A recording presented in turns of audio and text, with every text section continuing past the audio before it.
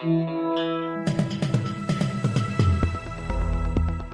listening to Errol Parker and Clancy Overall, editors of the Batuta Advocate, on Desert Rock FM. Good afternoon, listeners, and thank you for tuning in to the Batuta Advocate weekly radio show. My name is Errol Parker. And I'm Clancy Overall, and if you're joining us via the podcast medium, hello to you wherever you may be in the country or in the world. And just quickly before we get into things, we do need to mention the Diamantina Podcast Network. These are the people bringing this out to you if you're online. Yes, they make sure our show and our sister show, Hello Sport, is sent out to the network for our podcast listeners to consume everywhere else. They also host a show by Richie Vass from the popular Sydney-based men's social club, the Bra Boys. He's also a UFC fighter, and on top of that, they also have the Squiz, which is a good daily rundown of what's happening in the news every single day. So thanks to them, and give those shows a listen and get around them on social media. Yes, now we've got a big guest coming into the studio to chat with us today, don't we, Clancy?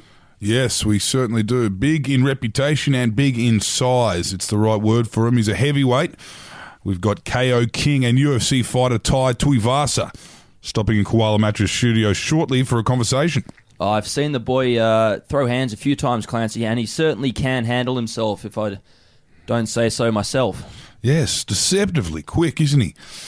For a big $120, around that size, around that weight, he can certainly move around the octagon somewhat gracefully. He certainly can, Clance. And I tell you what, from what I've seen, he switches them off like frozen laptops just for fun. He's got a 3-0 record in the UFC, and from what all of us have seen here at the Batuta Advocate, this is just the beginning and there's big things to come. Yes. He was a leaguey for a while there, set for a career down in the Roosters, before he eventually gave it all away after deciding he wasn't about that life. Well, that does tend to happen, but lucky for him, he also had a few skills aside from footy. Yes, he didn't like being down in the Bondi bubble. Probably a feeling most people in the country could relate to if they ever visited that decrepit part of the world. So he moved back out west and took up giving people hidings for a living. Yeah, well, he's a Westie at heart, God bless him. He's just rolled into the station with his trusty bum bag strapped around his chest. We wrote a story about that famed fanny pack earlier this week, didn't we, Clancy? We did. The story was thin line between ice junkies and hipsters made even blurrier after bum bag renaissance. From my understanding, Clancy, it's a current trend called choppercore, where inner city creatives and university hipsters, they've started tucking in their plain T-shirts to their cotton tracksuit pants like they've just been paroled from Pentridge after selling there with Chopper Reed. And it's resulted in a lot of confusion from what I've been led to believe. Yes, the trend has also put authorities on edge, as the streets of suburbs like Collingwood and King's Cross look as though they're an experienced influx of paroled bank robbers and former standover men like they did in their heyday, obviously before gentrification. Well, the man who was neither one of those two has just walked into the studio. He's just a good Western Sydney kid. He's no criminal, but if he did what he did outside the ring, no doubt it would end in a set of handcuffs put on his wrists. And just before we get started, just want to let you know there is a bit of colourful language coming up, so if that doesn't float your boat, then I'd probably skip this podcast. Rightio, here we are, the king of the Westfield, king of Penrith, king of the blocks, the king of the Druitt, Tai Tuivasa. Thanks for joining us, mate. How are we? Thanks for making it up here, mate. No, it's all good. He's just come back he's been all around the world, been in Perth, been all over the show. You've been in Asia a lot? Yeah. Spent a bit of time in Thailand. Yeah. I just went to Singapore. It's fucking expensive, that place, yeah. Yeah? Don't go there unless you got an event. I've only heard bad things about that place. Oh, it's nice. It looks good nice, and that. But it's fucking dear as poison. $20 a beer. Yeah. It's not one of those. It's not a good place for Aussies. No, it's not like or Phuket. Irish. I paid a fucking $100 for a haircut. So you've been fighting three from three in the UFC? Yeah. Had a fucking knock to your nose, but you came up on top the other day. Oh, we thanks. saw that photo on that looked it was like just it hurt. blood. It looked worse than it my eyes it looked bad, eh? Looked like I got hit by a car or something. Yeah. I thought I was looking at Michael Jackson. You know? You still look like you're bunged up. You haven't even had a fight. No. Now tell us, we want to talk about how you got into that into this career you have. Born and raised Mount Druitt? Kingswood. Born at Nepean Hospital, so Penrith. Yeah. My dad is from Shelby and my mum's from Penrith. So. Right. So West Sydney. West Sydney. As west as you get. So Samoan? Yeah, dad's Samoan, mum's Aboriginal. Right. We see that in the flag when you come down to the ring. Yep. You've got a few different entrances. Celine Dion, most recently. Yeah. What was going on there? Did you love it? Yeah, I loved it. That's what That was what it was? You love that track? Really? Everyone loves it. I know everyone's gonna love it. It's fucking Celine. It's Jack. You know what I mean? It's Jack. Jack and Rose. Jack, bro. Like, he fucking took one for the team. Yeah. Now, so how'd you get into fighting? You want to tell us that one? You started with footy. What was going on there? What were you playing? Footy. I played footy my whole life. So, as you do, you know, it's a big culture in West Sydney. We got probably the best juniors in the world. I thought I'd like to have a bit of a blue. Yeah. Either in Kind the of went game, hand in hand for you, did it? either in the game or wherever. A few of the boys started getting in trouble, so I was just like, oh, may as well. I'm fighting all the time. May as well have a go, you know, and see how we go. And then Yeah. So there was a natural kind of stick before you even went and trained martial arts. You knew kind of how to get down. I like the whole fact of it's 1-on-1 and only one can win, especially when it comes to battle. You know, I like that. So you're still living out there where you grew up, essentially. Yeah, you fucking around the corner from the Nepean Hospital. Like, Right, it's yeah. not, you know, man, I just fucking love being home. I love driving around, you know, streets that I know and Yep. seeing faces that means I love that to me. Yeah, Like, yeah, So, as I said to you when we come in before, out of the people from Sydney we've interviewed, pretty much everyone's coming from that part of the world. A lot of people doing things, you know, whether they are in sport or in... That's I represent the West with meaning, you know. Yeah. Like, I know what it's like, so it means a lot to me. Yeah. And your mother, the Koori side of your family, from there always? No, so my mum was actually born in Redfern. Right. Then they shifted them out to Kingswood Park, which is Penrith. Yeah. And then she moved out bush. Yeah. So All right, and then you had a little run there with NRL. no, I trained with the first grade squad. But I was still young. Yeah. I quit 20s, and I still had another year of 20s. Right. But footy. It just, you know, at the end of the day, it all just wasn't. I just wasn't feeling it, and I was gambling and doing all just fucking what everyone does, you know, just Living being hard. normal, like. And I was just away from home, away from what I feel is normal, you know, and I just come to a point and fucking just gave it up, and no hard feelings against anyone. It was just me. I was wasting their time. I was wasting my own time. Yeah. And I dressed the type of way. Like, I dressed that Westie way. I dressed like. Probably today's probably the best I've been dressed up for a while. You're looking smart. Yeah, Ty. look at the shit. I don't have my TNs on today. They're a bit dusty, so I had to. Yeah. Like, I still got the bummy on, but you know what I mean, bro. I still got look sophisticated than bum bag. Well, we did do the story about the new R.M. Williams TNs where they put the little gel sole on the bottom of the work boot, the dress boots. You can walk in both worlds, mate. Take that shit back out to Orange. Oh, that'd be a seller because all the boys in the fluoros are wearing TNs when they knock off work. Yeah. Represent. So yeah, you found you know, when you were down there in Bondi, people didn't understand Pig Latin. I was in no. I can't believe that. I thought that everybody just spoke Pig Latin, like because we try and speak it around our parents when we were young, and they were like, "Shut up, fucking idiots! We know what you know what you're saying." And then now Thailand, spent heaps of time over there. We've seen you.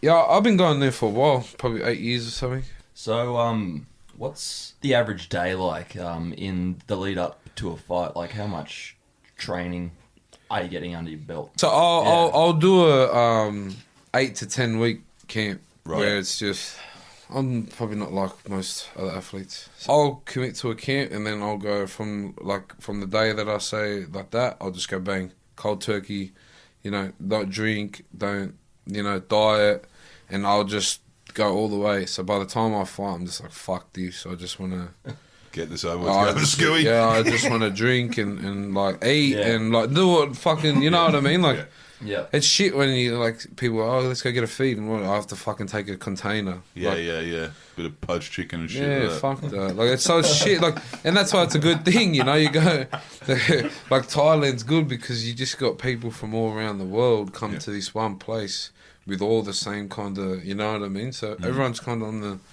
same page. Yeah. After a fight, provided you're not too sort of banged up, so you have a bit of a party afterwards. Oh yeah, get into it.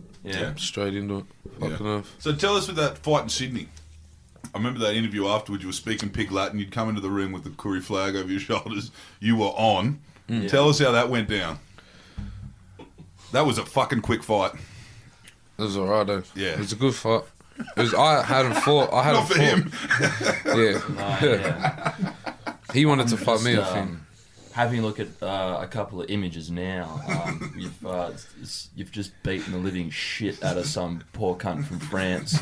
Like he is in. That was over in Perth. Like there's fucking blood pissing out of his face. But he's fucking tough, bro.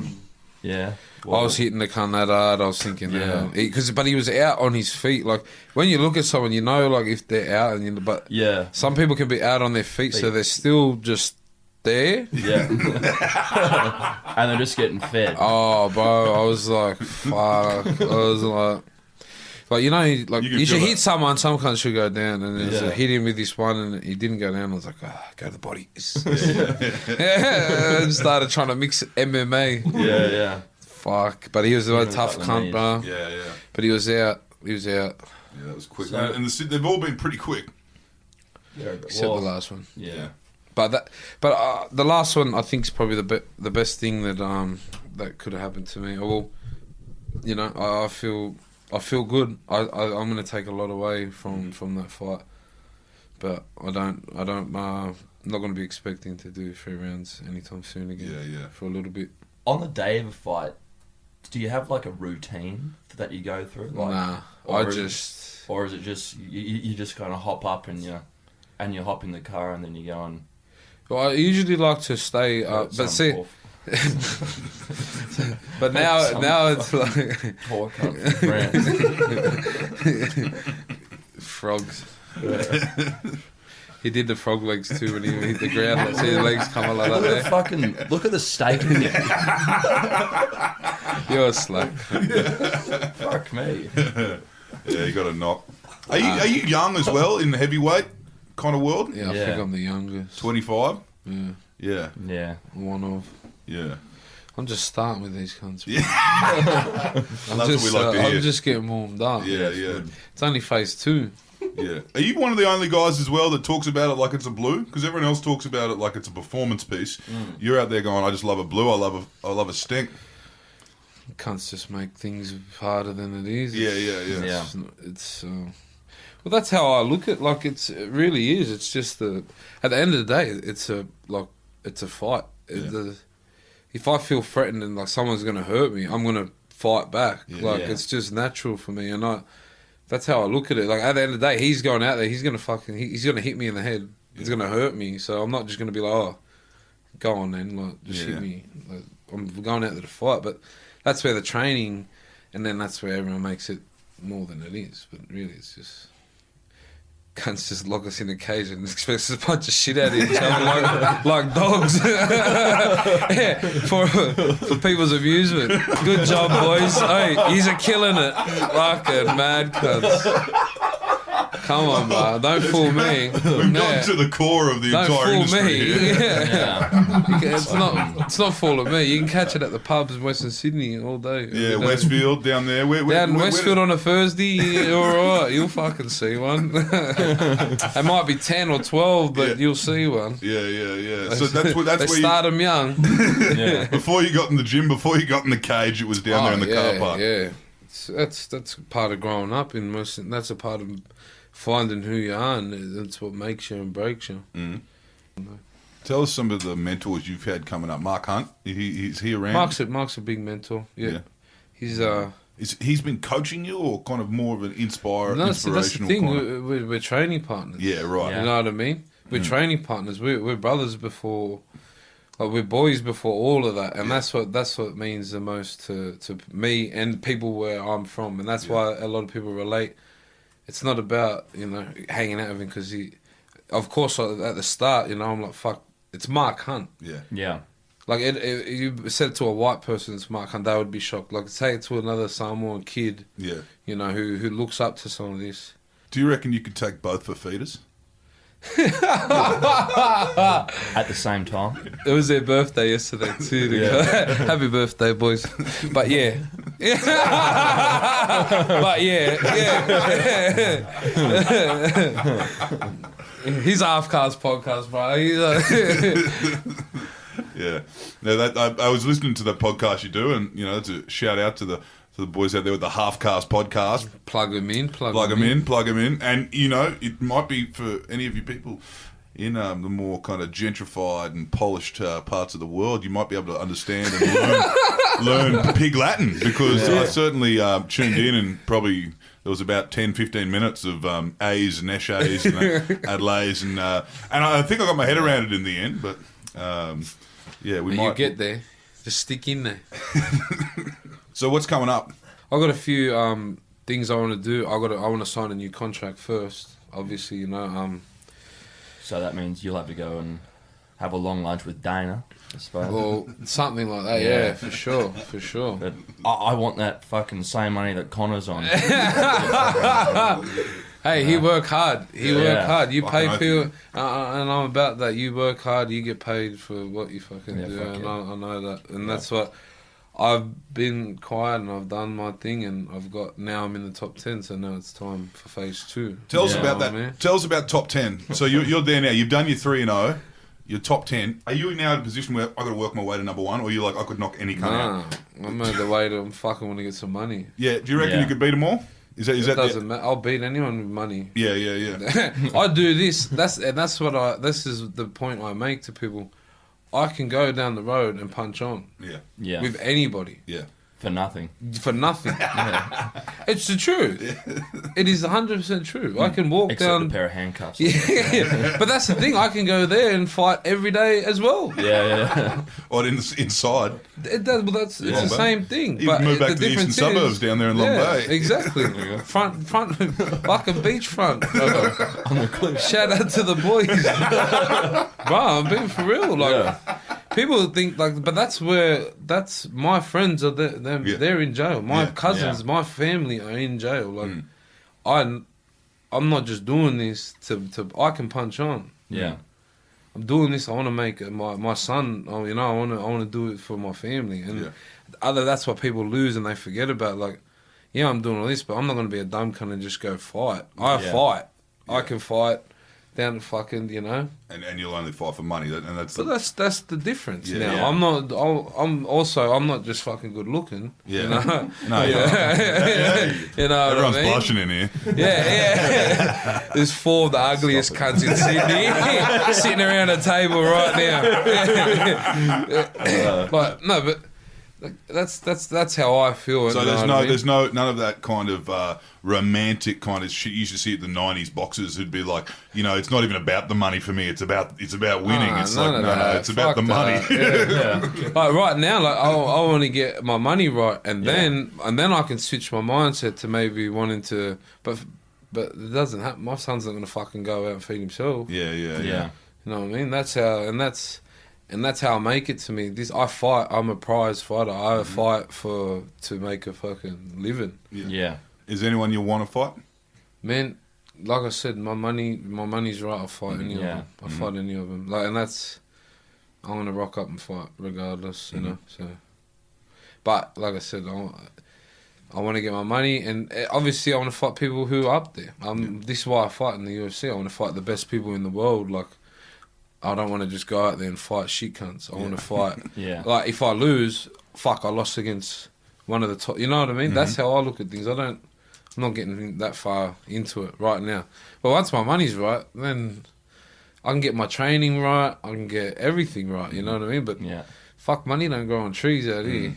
Now tell us. So we'll go back to that fight where you were on one in Sydney and you came down and I remember after the fight, there was that interview, and it was a ripper, and you were talking Pig Latin, and you were talking about, you know, in a city where they wouldn't even put the flag on the bridge, you were wearing it around your shoulders when you came into the ring, and there was a lot of pride there. And then you did the call out and told literally everyone the venue you were going to in the cross for the after party. How do those things kind of? How do those parties Shout out to Club Tings, Club Tings, Big Tings. You know how we roll, bro. Yeah. So how do those parties go? Because you'd be jacked, right? You don't sleep for a while. Oh, the adrenaline's pretty full on, you Yeah. know. Yeah, that's work hard, play hard. Yeah. And that's how I roll. That's fuck no, you sitting around being sour cunts about it. We go out, party, I have a good time. I'm into that, you know, that club scene. I love going out. I love being, you know, around. I love having fun. Yeah. Mm-hmm. And more of this, I can fucking dance. Yeah, you know what I mean? Yeah, you can move. Oh, bro. Mate, Come on, bro. You ain't in Batuta.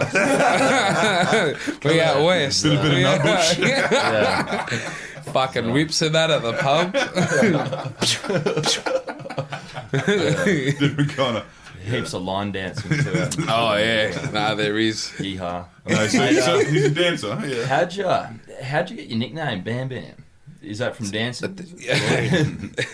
Boom, boom. Nah, I think the papers gave it to me, eh? Like, Right. keep running. And I liked it. Yeah. It's pretty cool. It's a pretty cool is. nickname. They could have given you something that you didn't want, you know. Yeah. I think the tornado started somewhere. I was like, get the fuck out of there. Tornado. What's that? I know some people have some weird fucking Who's names. that other one? But, The situation the other day. What was his name? the situation. Situation. Is that the wrestler? Yeah. The situation. That's a hectic name. Yeah, but wrestlers get to make up some mad Yeah. shit. Do you reckon you could have a little pivot there? Like, what was that? I wouldn't, bro. I wouldn't. Like at the end of the day, You go WWE? Fucking, bro, they're making big coin, man. Yeah. I'll fake hit anyone. I'm just bullsh. Fake knee, bang. Who was that bloke? I'll get dropped. Bang. Samoan bloke we did the other day. Vidal. Oh. Was that his name? Yeah. He's gone straight in. He's wearing leotards and shit. You could do that. I'm not fucking wearing no Or a jumpsuit. fucking Daniel Vito, he invited us to the club the other week. He didn't even fucking go. He wasn't even there. He was a ghost. That's his wrestling name, the Ghost. That's what he was. He fucking ghosted it on me. He had the bottles there for you. Yeah, fucking had shit. So you're lining up contracts now. You're talking Yeah, contracts. I want to, yeah. Yeah. And then you talk fight. Yeah, Yeah. yeah. And you're gonna lock yourself away for 10. We said 10 weeks. Yeah, it's something like that. But I've gotten better. I've gotten better each time. So I copped a big injury, Yeah. and I was out. I was out bad, and What was that? so I had to get knee reco on my knee. I fucking snapped nearly everything in my knee from a fight. Right. And then when Was I that woke, a paid fight?